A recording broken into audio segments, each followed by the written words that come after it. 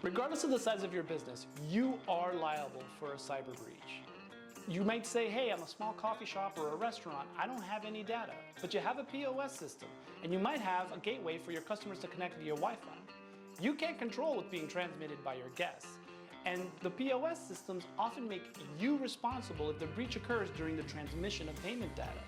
So it doesn't matter what size you are, because you exist and you're working online, you are liable for a cyber breach. Most business owners don't recognize that after a cyber breach, the costs to figure out where the data breach occurred and how to plug it are real and significant, tens of thousands of dollars. You need both experts and the ability to do that. Not to mention the reputational loss that occurs after a cyber breach because someone posted online that your business was the source of the breach. Cyber liability not only gives you the money, but it also gives you the experts to go ahead and do the data forensics necessary and helps you rebuild your reputation online and in your community. What happens if on your busiest day of the year, all of a sudden your PO system stops working and all it says is, hey, you need to give us a portion of your day's revenue in order to get the business back up and running? Or your shipping software goes down during the middle of Christmas. How are you going to solve that problem? Ransomware coverage in your cyber liability policy not only gives you the money to be able to pay that ransom and get back in business if that's the best choice, it gives you expert negotiators to be able to talk who know how to deal with and sometimes even know the names of the people who are doing the ransom because they've done this over and over and over again. So they can get you back in business quicker than you could possibly do on your own.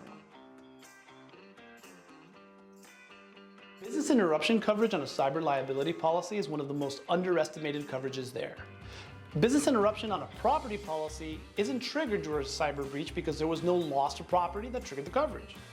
Well, if you have a cyber breach though, your cyber liability policy can provide some business interruption coverage while you're, say, down because you're doing the data mitigation necessary to get back up and running.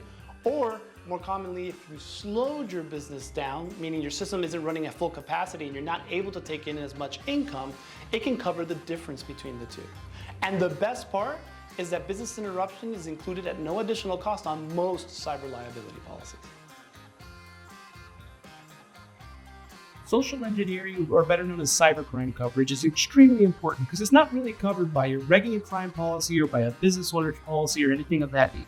And this is that most common loss that businesses have when it comes to cyber losses, because it's where your employee gets tricked to accidentally giving money to someone who wasn't the intended party.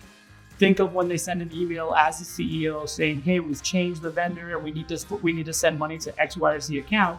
They wire transfer that money, but it was fraud. That email didn't really actually come from the CEO. Or a PO that comes in via invoice while the manager's, not the owner's, the one making those payments, and that the manager's paying, some offshore account, not actually paying for the goods you've received. This happens so commonly that even on cyber liability policies, it's a supplement. You may only get 15, 20, 25, or $100,000 worth of coverage, but you're going to be very glad you had it. God forbid something occurs and your employee gets tricked.